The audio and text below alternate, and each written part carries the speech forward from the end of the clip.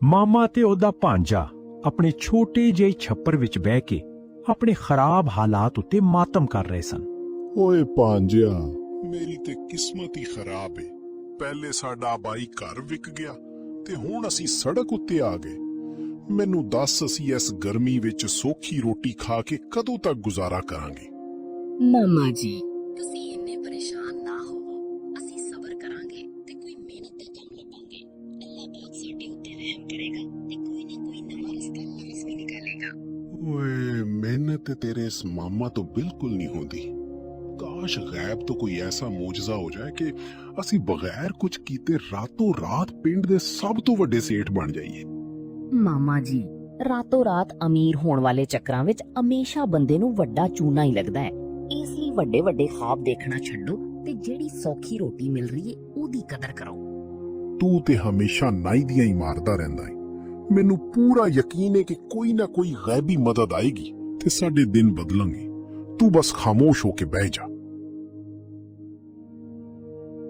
ਮੈਂ ਦੂਰੋਂ ਸਫ਼ਰ ਕਰਕੇ ਆ ਰਿਹਾ ਤੇ ਥੱਕ ਗਿਆ।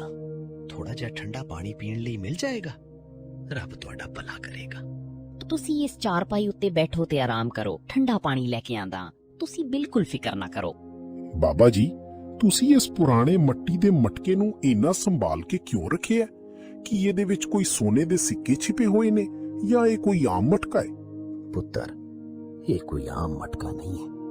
ਇਹ ਗਰੀਬਾਂ ਤੇ ਮਸਕੀਨਾਂ ਦੀ ਮਦਦ ਲਈ ਇੱਕ ਗੈਬੀ ਤੋਹਫਾ ਹੈ ਜਿਹੜਾ ਮੈਨੂੰ ਮਿਲਿਆ ਹੈ। ਇਹ ਬੰਦੇ ਦੀ ਕਿਸਮਤ ਬਦਲ ਸਕਦਾ ਹੈ। ਓਏ ਬਾਬਾ ਜੀ, ਖੁੱਲ ਕੇ ਦੱਸੋ ਨਾ, ਇਹ ਮਟਕਾ ਕਿਹੜਾ ਜਾਦੂ ਕਰਦਾ ਹੈ? ਕੀ ਇਹਦੇ ਵਿੱਚੋਂ ਕੋਈ ਵੱਡਾ ਜਿੰਨ ਬਾਹਰ ਨਿਕਲਦਾ ਹੈ ਜਿਹੜਾ ਬੰਦੇ ਦੀ ਹਰ ਖੁਆਇਸ਼ ਪੂਰੀ ਕਰ ਦਿੰਦਾ ਹੈ? ਨਹੀਂ ਪੁੱਤਰ, ਇਹ ਮਟਕਾ ਪੈਸੇ ਡਬਲ ਕਰਦਾ ਹੈ।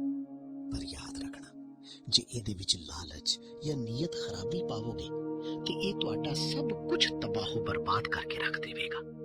ਫਕੀਰ ਬਾਬਾ ਮਟਕਾ ਮਾਮਾ ਦੇ ਹਵਾਲੇ ਕਰਕੇ ਚਲਾ ਗਿਆ ਤੇ ਮਾਮਾ ਨੇ ਬਗੈਰ ਵੇਲਾ ਜ਼ਾਇਆ ਕੀਤੇ ਮਟਕੇ ਦੀ ਆਜ਼ਮਾਇਸ਼ ਕਰਨ ਲਈ ਭਾਂਜੇ ਨੂੰ ਆਪਣੇ ਕੋਲ ਬੁਲਾਇਆ। ਓਏ ਭਾਂਜਿਆ, ਦੇਰ ਨਾ ਕਰ, ਫਟਾਫਟ ਆਪਣੀ ਜੇਬ ਵਿੱਚੋਂ ਉਹ ਆਖਰੀ 100 ਰੁਪਏ ਦਾ ਨੋਟ ਕੱਢ ਕੇ ਇਸ ਮਟਕੇ ਦੇ ਅੰਦਰ ਪਾ ਕੇ ਦੇਖ ਕਿ ਬਾਬਾ ਸੱਚ ਕਹਿ ਰਿਹਾ ਸੀ ਜਾਂ ਝੂਠ। ਮਾਮਾ ਜੀ, ਇਹ ਸਾਡੇ ਕੋਲ ਆਖਰੀ 100 ਰੁਪਇਆ ਬਚਿਆ ਹੈ ਜੀ। ਇਹ ਵੀ ਗਾਇਬ ਹੋ ਗਿਆ ਤੇ ਅਸੀਂ ਸ਼ਾਮ ਨੂੰ ਰੋਟੀ ਕਿੱਥੋਂ ਖਾਵਾਂਗੇ? ਮੈਨੂੰ ਤੇ ਇਹ ਕੋਈ ਖਤਰਨਾਕ ਕੰਮ ਲੱਗਦਾ ਹੈ। ਤੂੰ ਡਰਿਆ ਨਾ ਕਰ ਭਾਂਜਿਆ, ਮੇਰੀ ਬਾਤ ਮੰਨ ਤੇ ਨੋਟ ਮਟਕੇ ਦੇ ਅੰਦਰ ਪਾ। ਦੇਖਿਆ ਨਹੀਂ ਬਾਬਾ ਜੀ ਕੀ ਕਹਿ ਕੇ ਗਏ ਸਨ? ਜੇ ਪੈਸਾ ਡਬਲ ਹੋ ਗਿਆ ਤੇ ਸਾਡੀ ਲੋਟਰੀ ਲੱਗ ਜਾਏਗੀ। ਚਲੇ ਠੀਕ ਹੈ ਮਾਮਾ ਜੀ, ਤੁਹਾਡੇ ਕਹਿਣ ਉੱਤੇ ਹੀ ਮੈਂ ਨੋਟ ਅੰਦਰ ਪਾ ਦਿੱਤਾ ਹੈ। ਹੁਣ ਦੇਖਦੇ ਹਾਂ ਕੀ ਬਣਦਾ ਹੈ ਸਾਡੀ ਕਿਸਮਤ ਦਾ। ਅੱਲਾ ਖੈਰ ਕਰੇ। ਉਹ ਵਾਧੂ ਭਾਂਜਿਆ, ਮਟਕੇ ਦੇ ਅੰਦਰੋਂ ਪੀਲੀ ਚਮਕ ਨਿਕਲ ਰਹੀ ਏ ਤੇ ਇਹ ਦੇਖ, ਹੁਣ ਅੰਦਰ 100 ਦੇ 2 ਨੋਟ ਬਣ ਚੁੱਕੇ ਨੇ। ਅਸੀਂ ਅਮੀਰ ਹੋ ਗਏ। ਮਟਕੇ ਵਿੱਚੋਂ ਪੈਸੇ ਡਬਲ ਹੁੰਦੇ ਗਏ ਤੇ ਰਾਤੋਂ ਰਾਤ ਮਾਮਾ ਤੇ ਉਹਦੇ ਭਾਂਜੇ ਦੇ ਕੋਲ ਨੋਟਾਂ ਦੇ ਬੜੇ ਵੱਡੇ ਢੇਰ ਲੱਗ ਗਏ, ਜਿਹਦੇ ਨਾਲ ਉਹਨਾਂ ਦੀ ਦੁਨੀਆ ਹੀ ਬਦਲ ਗਈ। ਓਏ ਭਾਂਜਿਆ, ਦੇਖਿਆ ਫਿਰ ਆਪਣੀ ਇਸ ਮਾਮੀ ਦੀ ਅਕਲ ਦਾ ਕਮਾਲ। ਅਸੀਂ ਤੇ ਸੱਚੀ ਮੁੱਚੀ ਪਿੰਡ ਦੇ ਸਭ ਤੋਂ ਵੱਡੇ ਸੇਠ ਬਣ ਗਏ ਆ। ਹੁਣ ਸਾਡੇ ਅੱਗੇ ਕੋਈ ਚੌਧਰੀ ਵੀ ਨਹੀਂ ਬੋਲ ਸਕਦਾ। ਮਾਮਾ ਜੀ, ਇਹ ਮਟਕਾ ਤੇ ਸੱਚੀ ਮੱਚੀ ਜਾਦੂ ਦਾ ਕੰਮ ਕਰ ਰਿਹਾ ਹੈ। ਪਰ ਤੁਸੀਂ ਫਕੀਰ ਬਾਬਾ ਦੀ ਬਾਤ ਯਾਦ ਰੱਖਣਾ, ਅਸੀਂ ਜ਼ਿਆਦਾ ਲਾਲਚ ਬਿਲਕੁਲ ਵੀ ਨਹੀਂ ਕਰਨੀ, ਵਰਨਾ ਨੁਕਸਾਨ ਹੋ ਜਾਏਗਾ। ਹਾਂ ਭਾਂਜਿਆ, ਅਸੀਂ ਰੋਜ਼ਾਨਾ ਸਿਰਫ ਉਦੋਂ ਹੀ ਪੈਸੇ ਕੱਢਾਂਗੇ ਜਦੋਂ ਸਾਨੂੰ ਕਿਸੇ ਚੀਜ਼ ਦੀ ਜ਼ਰੂਰਤ ਹੋਏਗੀ। ਜ਼ਿਆਦਾ ਪੈਸੇ ਕੱਢ ਕੇ ਪਿੰਡ ਵਿੱਚ ਰੌਲਾ ਨਹੀਂ ਪਾਉਣਾ ਤਾਂ ਕਿ ਕੋਈ ਸਾਡਾ ਦੁਸ਼ਮਣ ਨਾ ਬਣੇ। ਬਿਲਕੁਲ ਮਾਮਾ ਜੀ, ਹੁਣ ਅਸੀਂ ਸ਼ਹਿਰ ਜਾ ਕੇ ਆਪਣੇ ਲਈ ਨਵੇਂ ਸੋਹਣੇ ਕੱਪੜੇ, ਚੰਗਾ ਖਾਣਾ ਤੇ ਛੱਪੜ ਦੀ ਜਗ੍ਹਾ ਨਵਾਂ ਮਕਾਨ ਬਣਾਉਣ ਲਈ ਸਮਾਨ ਲੈ ਕੇ ਆਉਂਦੇ ਆ ਤੇ ਸਕੂਨ ਨਾਲ ਰਹਿੰਦੇ ਆ। ਪਰ ਇੱਕ ਗੱਲ ਯਾਦ ਰੱਖੀ ਭਾਂਜਿਆ, ਪਿੰਡ ਦੇ ਕਿਸੇ ਵੀ ਬੰਦੇ ਜਾਂ ਸਾਡੇ ਦੋਸਤਾਂ ਨੂੰ ਇਸ ਜਾਦੂਈ ਮਟਕੇ ਦਾ ਰਾਜ਼ ਬਿਲਕੁਲ ਨਹੀਂ ਪਤਾ ਲੱਗਣਾ ਚਾਹੀਦਾ। ਇਹ ਬਾਤ ਰਾਜ਼ ਹੀ ਰਹੇਗੀ। ਮਾਮਾ ਤੇ ਭਾਂਜਾ ਸ਼ਹਿਰ ਤੋਂ ਨਵੇਂ ਕੱਪੜੇ ਪਾ ਕੇ ਪਿੰਡ ਦੀ ਚੌਕ ਪਹੁੰਚੇ ਤੇ ਉਹਨਾਂ ਦੀ ਇਹ ਨਵਾਬਾਂ ਵਾਲੀ ਐਂਟਰੀ ਦੇਖ ਕੇ ਉਹਨਾਂ ਦੇ ਪੁਰਾਣੇ ਦੋਸਤ ਹੈਰਾਨ ਪਰੇਸ਼ਾਨ ਹੋ ਗਏ। ਓਏ ਮਾਮਾ ਜੀ, ਇੰਨੇ ਮਹਿੰਗੇ ਤੇ ਸੋਹਣੇ ਰੇਸ਼ਮੀ ਕੱਪੜੇ, ਤੁਹਾਡੇ ਕੋਲ ਇੰਨੇ ਪੈਸੇ ਕਿੱਥੋਂ ਆ ਗਏ? ਕੋਈ ਪੁਰਾਣਾ ਖਜ਼ਾਨਾ ਮਿਲ ਗਿਆ ਹੈ ਜਾਂ ਕਿਸੇ ਬੈਂਕ ਦਾ ਡਾਕਾ ਮਾਰ ਕੇ ਆ ਰਹੇ ਹੋ? ਓਏ ਕਾਲੂ ਮੀਆਂ, ਸਾਡੀ ਕਿਸਮਤ ਦਾ ਸਿਤਾਰਾ ਚਮਕ ਪਿਆ। ਹੁਣ ਅਸੀਂ ਗਰੀਬ ਨਹੀਂ ਰਹੇ, ਬਲਕਿ ਪਿੰਡ ਦੇ ਵੱਡੇ ਚੌਧਰੀ ਬਣ ਗਏ ਆ। ਅਬ ਅਸੀਂ ਸਿਰਫ ਹਜ਼ਾਰਾਂ ਦੇ ਨੋਟਾਂ ਵਿੱਚ ਬਾਤ ਕਰਦੇ ਆ। ਮਾਮਾ ਜੀ, ਪਰਸੋਂ ਤੇ ਤੁਸੀਂ ਆਪਣੇ ਛੱਪਰ ਵਿੱਚ ਬਹਿ ਕੇ ਭੁੱਖ ਨਾਲ ਰੋ ਰਹੇ ਸੀ। ਅੱਜ ਅੱਖਾਂ ਉੱਤੇ ਕਾਲਾ ਚਸ਼ਮਾ ਪਾ ਕੇ ਨਵਾਬਾਂ ਵਾਂਗ ਘੁੰਮ ਰਹੇ ਹੋ। ਇਹ ਕੀ ਚੱਕਰ ਹੈ? ਲਾਲੂ ਭਾਈ, ਇਹ ਸਭ ਅੱਲਾ ਪਾਕ ਦਾ ਖਾਸ ਕਰਮ ਹੈ ਸਾਡੇ ਉੱਤੇ। ਹੁਣ ਅਸੀਂ ਵੀ ਵੱਡੇ ਬਿਜ਼ਨਸਮੈਨ ਬਣ ਚੁੱਕੇ ਹਾਂ, ਇਸ ਲਈ ਸਾਡੇ ਉੱਤੇ ਸ਼ੱਕ ਕਰਨ ਦੀ ਜ਼ਰੂਰਤ ਨਹੀਂ ਹੈ। ਮੈਨੂੰ ਤੇ ਦਾਲ ਵਿੱਚ ਕੁਝ ਕਾਲਾ ਲੱਗਦਾ ਹੈ ਲਾਲੂ। ਇਹ ਦੋਵੇਂ ਮਾਮਾ ਭਾਂਜਾ ਕੋਈ ਨਾ ਕੋਈ ਵੱਡਾ ਰਾਜ਼ ਸਾਡੇ ਤੋਂ ਲੁਕਾ ਰਹੇ ਨੇ। ਸਾਨੂੰ ਇਹਨਾਂ ਦਾ ਪਤਾ ਲਗਾਉਣਾ ਹੀ ਪਏਗਾ।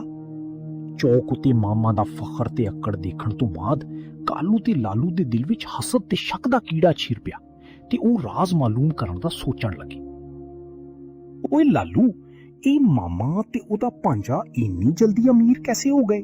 ਇਹਨਾਂ ਨੇ ਤੇ ਕੋਈ ਨਵਾਂ ਕੰਮ ਵੀ ਸ਼ੁਰੂ ਨਹੀਂ ਕੀਤਾ ਤੇ ਨਾ ਹੀ ਕੋਈ ਜ਼ਮੀਨ ਵੇਚੀ ਹੈ। ਹਾਂ ਯਾਰ ਕਾਲੂ, ਨਾ ਇਹਨਾਂ ਦੀ ਕੋਈ ਨੌਕਰੀ ਏ ਤੇ ਨਾ ਕੋਈ ਦੁਕਾਨ, ਫੇਰ ਵੀ ਐਨੇ ਨੋਟ ਉਡਾ ਰਹੇ ਨੇ ਪਿੰਡ ਵਿੱਚ।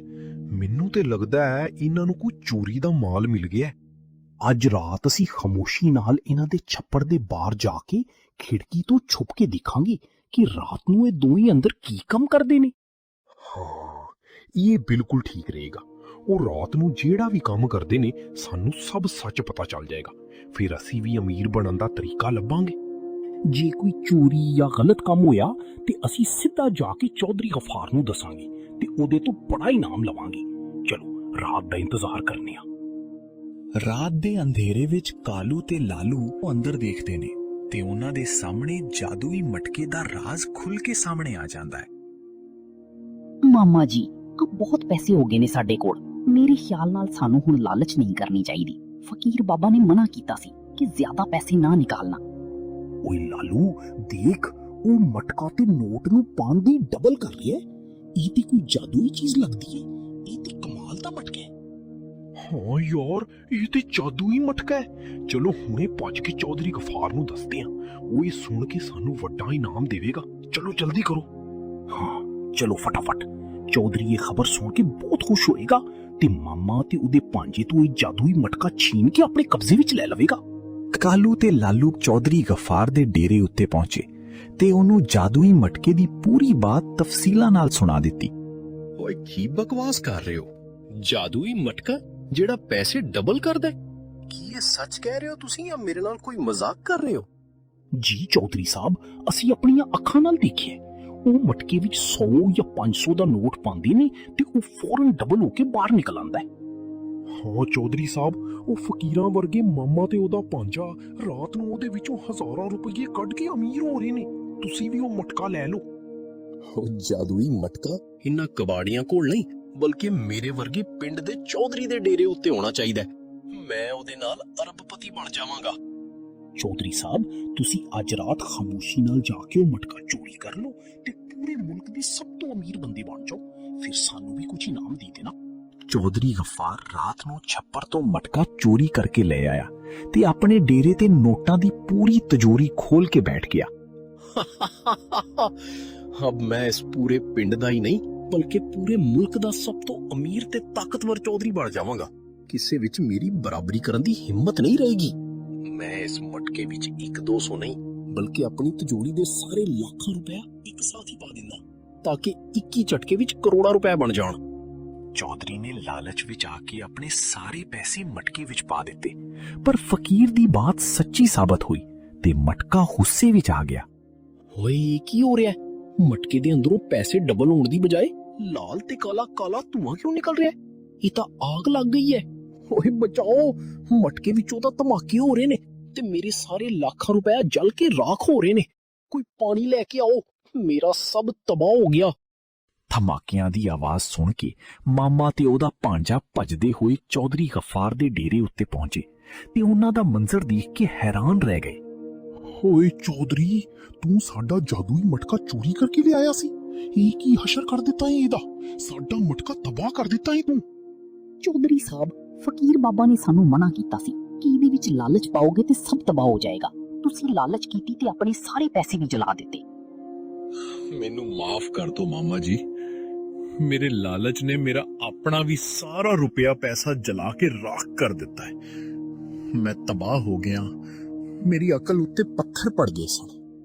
ਤੂੰ ਤੇ ਸਾਡਾ ਮਟਕਾ ਵੀ ਤਬਾਹ ਕਰ ਦਿੱਤਾ ਤੇ ਆਪਣੇ ਪੈਸੇ ਵੀ ਡਬੋ ਦਿੱਤੇ। ਅਸੀਂ ਤੇ ਹੁਣ ਫੇਰ ਗਰੀਬ ਹੋ ਗਏ ਹਾਂ। ਲਾਲਚ ਦਾ ਅੰਜਾਮ ਯਹੀ ਹੁੰਦਾ ਹੈ। ਹੁਣ ਪਛਤਾਵੇ ਦਾ ਕੀ ਫਾਇਦਾ ਚੌਧਰੀ ਸਾਹਿਬ, ਜਦੋਂ ਲਾਲਚ ਵਿੱਚ ਆ ਕੇ ਤੁਸੀਂ ਆਪਣਾ ਤੇ ਸਾਡਾ ਸਭ ਕੁਝ ਗਵਾ ਬੈਠੇ ਹੋ। ਹੁਣ ਦੀ ਅੱਗ ਵਿੱਚ। ਮਟਕਾ ਇੱਕ ਵੱਡੇ ਧਮਾਕੇ ਨਾਲ ਟੁੱਟ ਕੇ ਹਵਾ ਵਿੱਚ ਗਾਇਬ ਹੋ ਗਿਆ ਤੇ ਸਾਰੇ ਖਾਮੋਸ਼ ਹੋ ਕੇ ਇੱਕ ਦੂਜੇ ਦਾ ਮੂੰਹ ਦੇਖਦੇ ਰਹਿ ਗਏ। ਓਏ ਭਾਂਜਿਆ, ਸਾਡਾ ਜਾਦੂਈ ਮਟਕਾ ਤਾਂ ਗਾਇਬ ਹੋ ਗਿਆ। ਅਸੀਂ ਤੇ ਫੇਰ ਤੋਂ ਉੱਥੇ ਹੀ ਆ ਗਏ ਜਹਾਂ ਤੋਂ ਸ਼ੁਰੂ ਹੋਏ ਸਨ। ਮਾਮਾ ਜੀ ਕੋਈ ਗੱਲ ਨਹੀਂ, ਮੁਫਤ ਦਾ ਪੈਸਾ ਜ਼ਿਆਦਾ ਦੇਰ ਨਹੀਂ ਟਿਕਦਾ। ਮਿਹਨਤ ਦੀ ਰੋਟੀ ਵਿੱਚ ਹੀ ਬਰਕਤ ਹੁੰਦੀ ਹੈ। ਅਸੀਂ ਹੁਣ ਆਪਣੇ ਹੱਥਾਂ ਨਾਲ ਕੰਮ ਕਰਾਂਗੇ ਤੇ ਹਲਾਲ ਖਾਵਾਂਗੇ। ਮੈਂ ਆਪਣੇ ਕੰਨਾਂ ਨੂੰ ਹੱਥ ਲਾਉਣਾ। ਅੱਜ ਤੋਂ ਬਾਅਦ ਮੈਂ ਕਦੀ ਵੀ ਕਿਸੇ ਦੀ ਚੀਜ਼ ਉੱਤੇ ਲਾਲਚ ਨਹੀਂ ਕਰਾਂਗਾ ਤੇ ਨਾ ਹੀ ਕਿਸੇ ਨਾਲ ਧੋਖਾ ਕਰਾਂਗਾ। ਮੈਨੂੰ ਸਬਕ ਮਿਲ ਗਿਆ। ਹਾਂ ਭਾਂਜਿਆ, ਤੂੰ ਸੱਚ ਕਹਿਣਾ ਹੈ। ਹੁਣ ਅਸੀਂ ਜਾਦੂ ਜਾਂ ਗੈਬੀ ਚੱਕਰਾਂ 'ਚ ਨਹੀਂ ਪਵਾਂਗੇ, ਬਲਕਿ ਇਮਾਨਦਾਰੀ ਨਾਲ ਮਿਹਨਤ ਕਰਾਂਗੇ ਤੇ ਇੱਜ਼ਤ ਦੀ ਰੋਟੀ ਖਾਵਾਂਗੇ। ਸੱਚੀ ਬਾਤ ਹੈ ਮਾਮਾ ਜੀ। ਹੁਣ ਅਸੀਂ ਪਿੰਡ ਵਿੱਚ ਆਪਣਾ ਛੋਟਾ ਜਿਹਾ ਕੰਮ ਸ਼ੁਰੂ ਕਰਾਂਗੇ ਤੇ ਮਿਹਨਤ ਨਾਲ ਆਪਣਾ ਨਾਮ ਬਣਾਵਾਂਗੇ। ਇਹੀ ਸਭ ਤੋਂ ਚੰਗੀ ਬਾਤ ਹੈ। ਤੇ ਇੰਜ ਮਾਮਾ, ਭਾਂਜਾ ਤੇ ਪਿੰਡ ਵਾਲਿਆਂ ਨੇ ਲਾਲਚ ਛੋੜ ਕੇ ਇਮਾਨਦਾਰੀ ਨਾਲ ਮਿਹਨਤ ਕਰਨ ਦਾ ਵੱਡਾ ਫੈਸਲਾ ਕੀਤਾ ਤੇ ਖੁਸ਼ ਰਹਿਣ ਲੱਗੇ।